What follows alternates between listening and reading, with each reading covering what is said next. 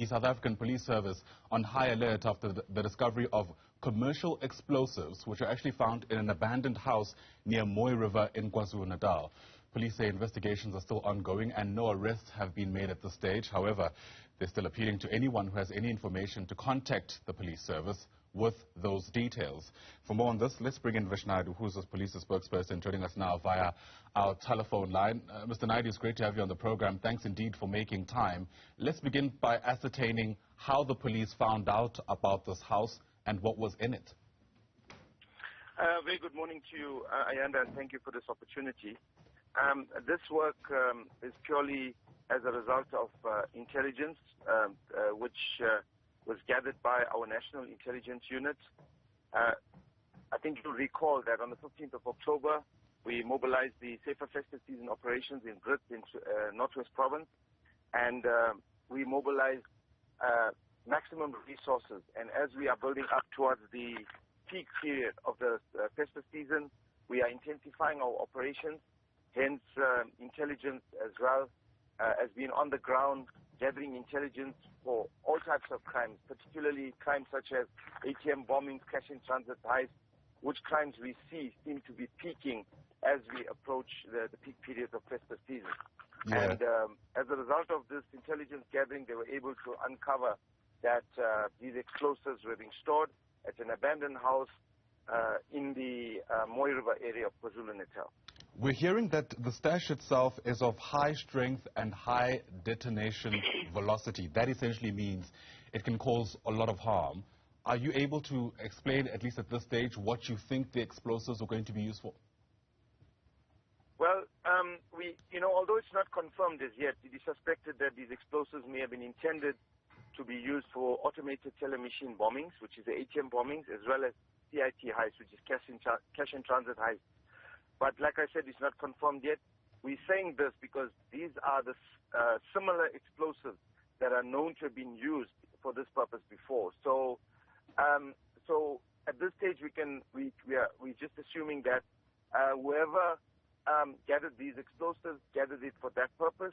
But of course, as our investigations progress, we will be able to say at a later stage exactly what these explosives were intended for. Yeah. Already questions being asked about whether or not it's possible to actually find out who manufactured these explosives as a way of ascertaining who might have bought them for whatever purposes. Ayanda, we are quite advanced in our investigations at this stage. We have been speaking to people that we feel and believe that can shed light on where what the source of these explosives are and where they're destined for. So since the discovery of these explosives, our detectives, together with crime intelligence, have been working around the clock to establish this. But also, like we do in many other cases, we still call on people who may have any information as to who may be or who can be connected to these explosives to please come forward and assist us with that information.